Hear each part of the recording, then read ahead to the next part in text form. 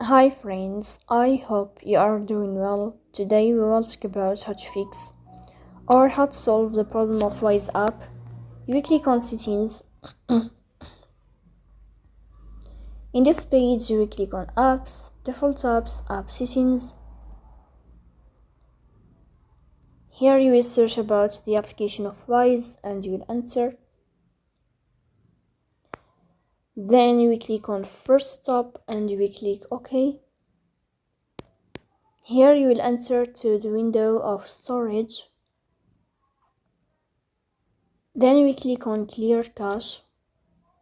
Here you will turn on your airplane mode and you will turn off your airplane mode again to fix that problem.